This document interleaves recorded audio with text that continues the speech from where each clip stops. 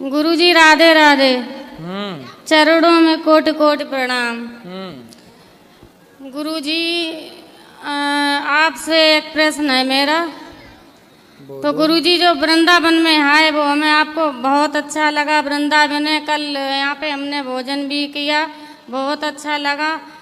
और गुरुजी मैंने आपको 20 दिन पहले मैंने आपको सपने में देखा। हम आने की बहुत दिन से सोच रहे वृंदावन में। 20 दिन पहले गुरुजी मैंने आपको सपने में देखा और हमें वृंदावन के दर्शन हो गए गुरुजी 20 दिन में। और गुरुजी मेरा प्रश्न है कि हमारे जो लड्डू गोपाल थे उनकी एक आँख निकल गई है, तो गुरुजी आप बताएं क्या करें हम। तो लगवा लो, लग जाती है। लग जाती है। और यही कल भी आपसे बात करना चाहते थे तो कल भी बात नहीं हो पाई थी। और कोई बात हो तो बता। हाँ, और हमारी नंद आई हैं, थोड़ा आपसे बात करना चाहती हैं, वहाँ पे बैठी हैं। जी इधर आ जाओ, इधर आ जाएंगी वो अभी, आप तब तक दूसरे को दे दो। और जी आएंगे। ये मेरे पति हैं गुरुजी। और गुरुजी आजकल जो सब लोग देख, मैं प्रश्नोत्तरी काफ़ी टाइम से देख रही हूँ कि सब लोग बोलते हैं पति मेरे ऐसे हैं ऐसे, लेकिन मुझे पता नहीं पिछले जन्म के कोई पुण्य किए होंगे जो मुझे पति ऐसे मिले। और गुरुजी आशीर्वाद दीजिए जब हम दुनिया छोड़ के जाएं तो हम दोनों लोग साथ में जाएं, हम एक दूसरे के बिना रह नहीं सकते।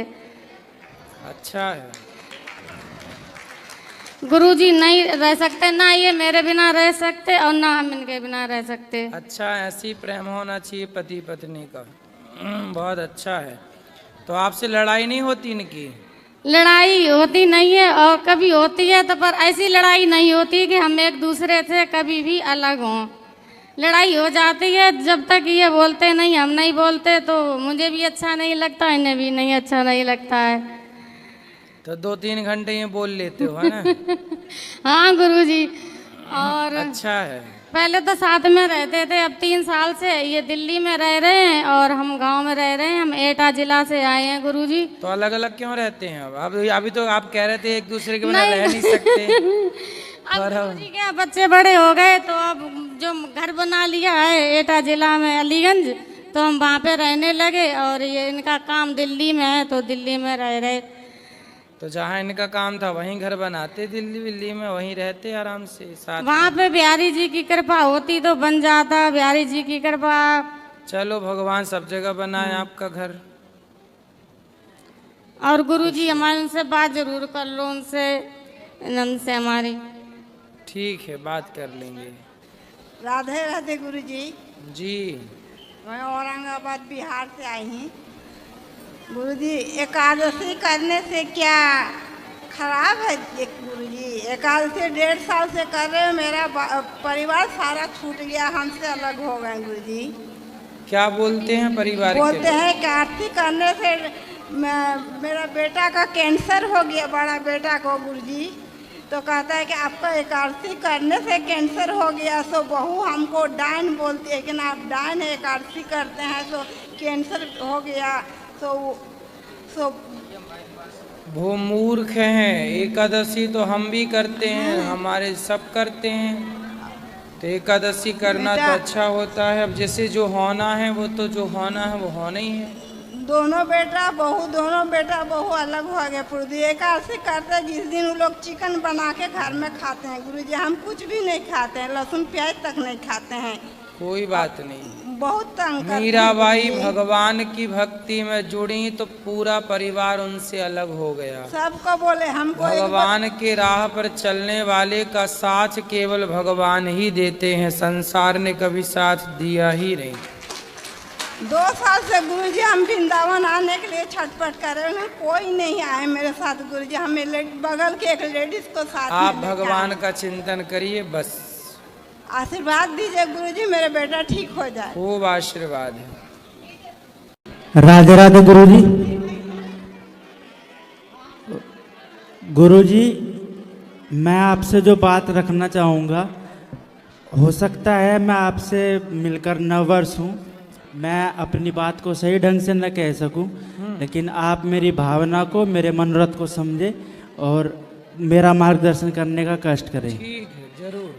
उससे पहले गुरुजी मैं कहना चाहूँगा कि जो अनक्षेत्र आपका लगता है, मैंने अनेक जगह जाकर अनक्षेत्र में भोजन ग्रहण किया, जिसमें गुरुजी गोरखनाथ धाम का, जो गोरखपुर में महंत योगी आदित्यनाथ जी वहाँ के हैं मुख्यमंत्री जी, वहाँ का भी अनक्षेत्र मैंने ग्रहण किया, लेकिन वो स्वाद मुझे वहाँ नहीं मिला। हालांकि मैं उनका बहुत बड़ा हितैषी हूँ महाराज जी का, लेकिन सही को सही और गलत को गलत कहना जरूरी है। तो जितना स्वाद मुझे यहाँ के भोजन में मिला, जितने भी भंडारे मैंने आज तक करे तीर्थ क्षेत्रों में या वैसे भी, वो स्वाद नहीं मिला। और जिसका मुझे मुख्य कारण लगता है कि मसाले नहीं हैं, विदुर भाव है। बिल्कुल बिल्कुल। विदुर भाव जो वहाँ भोजन के साथ मिल रहा है, वो स्वाद का मुख्य कारण है। और अब मैं अपनी बात कहना चाहूँगा गुरुजी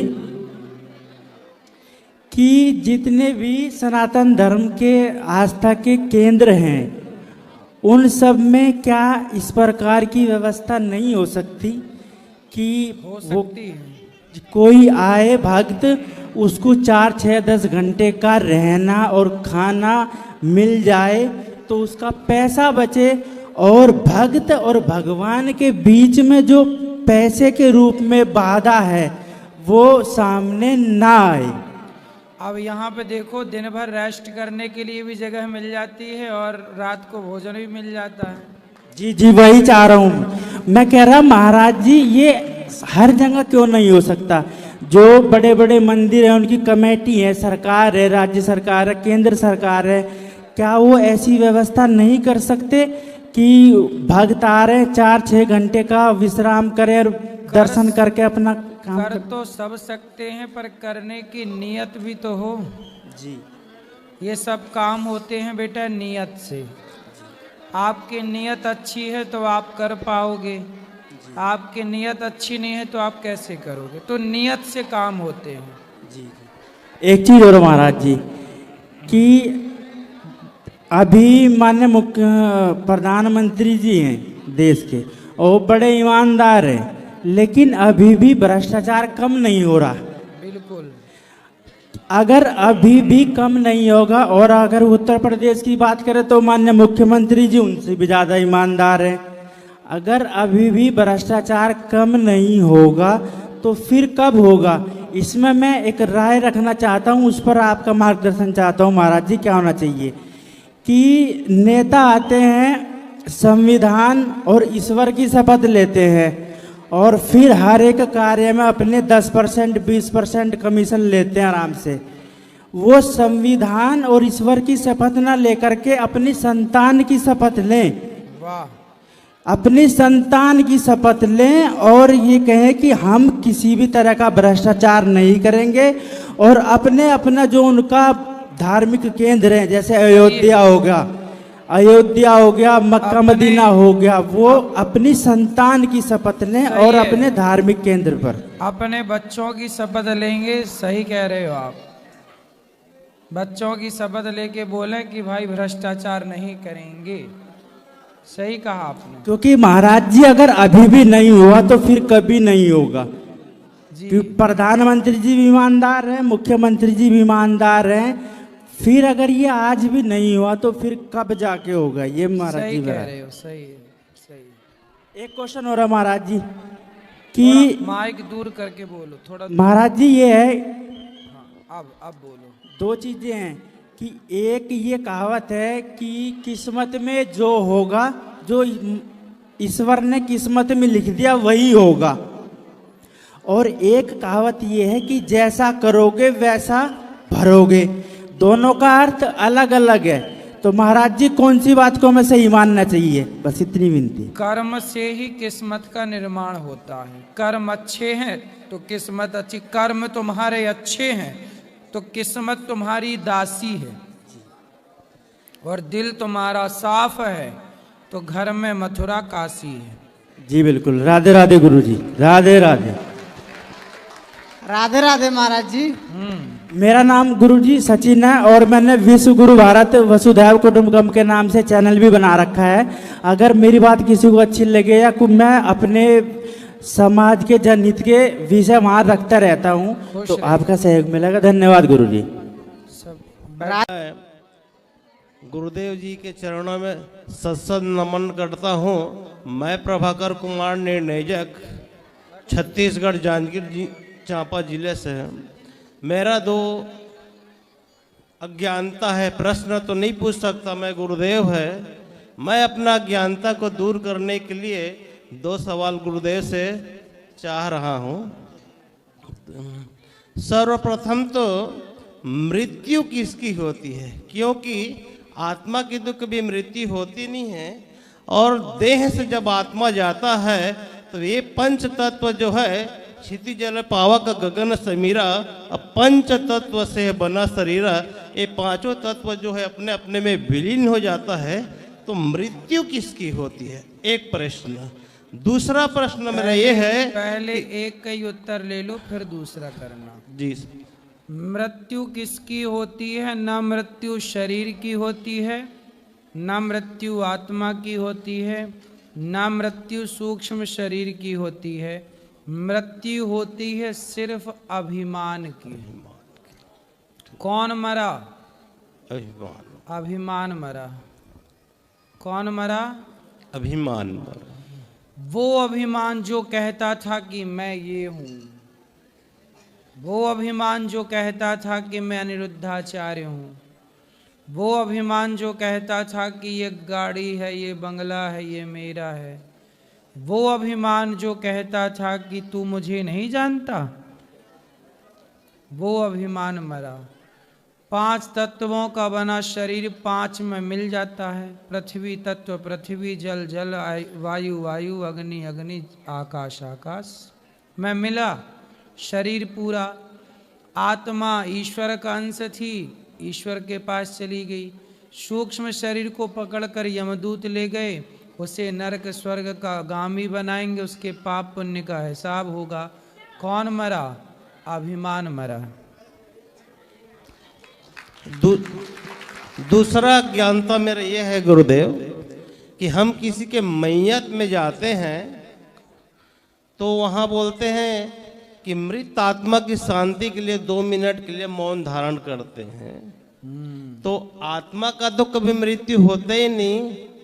तो वही थोड़ा सा मेरे को, ये तो अज्ञानवश लोग कहते हैं ना कि आत्मा की शांति के लिए। ये तो लोगों की व्यवहार जगत में ये शब्द जुड़ गया है, इसलिए लोग कहते हैं। सच्चाई ये है कि आदमी जब कोई मर जाता है तो हम उसकी याद में कि वो भला आदमी था, बढ़िया था, आओ 2 मिनट चुप रह करके उसकी अच्छाइयों को याद करें और उसकी अच्छाइयों को अपने जीवन में उतारें। इसलिए 2 मिनट का मौन। मौन मतलब नहीं आंखें बंद है बस चुप हो। अरे सोचना है उतनी देर, 2 मिनट में ये सोचना है कि उस व्यक्ति ने जीते जी क्या अच्छे काम किए, उन अच्छे काम में हम कितना उतार पाएंगे। तो उस 2 मिनट में वो चिंतन करना उस व्यक्ति का कि उसने 2 मिनट में हम उसके कितने अच्छे काम हम उतार सकते हैं। और फिर हमेशा जैसे स्वामी विवेकानंद जी, आंखें बंद करो और 2 मिनट स्वामी विवेकानंद जी के बारे में सोचो। तो सोचो क्या उनकी अच्छाइयाँ, उनके अच्छे गुण अपने जीवन में उतार लो। तुलसीदास जी को 2 मिनट में उतार लो, जितना उतार सकते हो। ऐसे 2 मिनट भले आदमी के लिए आदमी मौन करता है, आंखें बंद करता है, बुरे आदमी के लिए थोड़ी करता है। कोई आतंकवादी मरा थोड़ी कहता है चलो भाई 2 मिनट आंखें बंद कर लो, मौन धारण कर लो आतंकवादी की शांति के लिए। नहीं, कोई भला आदमी मरता है उसके लिए, ताकि हम उससे कुछ सीखें। ठीक है गुरुदेव, प्रश्न तो और है लेकिन सबको अवसर मिलना चाहिए। और पूछो क्या है। ओ, जब आत्मा जो है मृत्यु होते हैं तो सूक्ष्म शरीर जो है आत्मा के साथ में जब परमात्मा के पास जाते हैं तो परमात्मा तो आत्मा जो है जो परमात्मा के साथ मिल जाता है, उस समय सूक्ष्म शरीर कहाँ रहता है? यमराज के पास।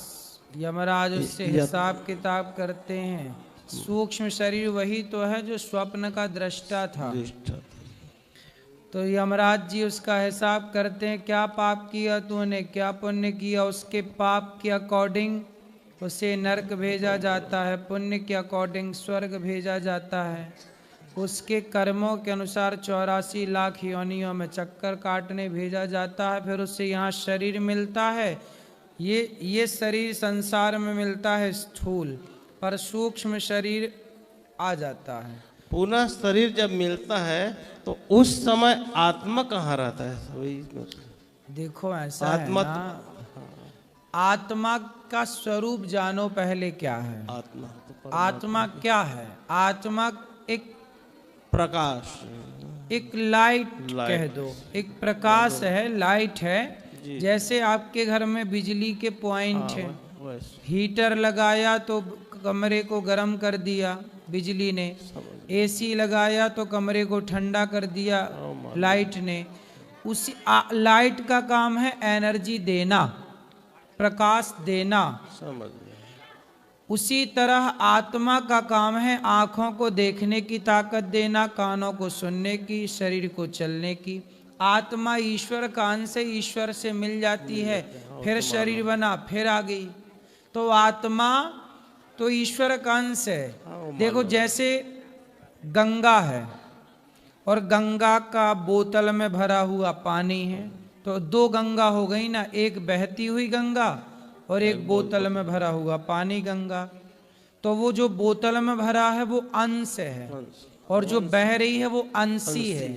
तो ईश्वर अंशी है और आत्मा अंश है। ईश्वर अंश, जीव अविनाशी। तो उस अंशी का अंश आत्मा है। इसलिए कहते आत्मा कभी नहीं मर सकती। क्यों नहीं मर सकती? क्योंकि अंश ईश्वर का, जब अंशी मरेगा तब अंश मरेगा। अंशी कभी मरते नहीं, ईश्वर अजन्मा है, इसलिए आत्मा कभी नहीं मरती। उसी से प्रकट होती है, उसी में समा जाए। जैसे दिया जलाया, अब दिया बुझा दिया, तो दिया जला था वो आया कहाँ से और बुझ गया तो गया कहाँ?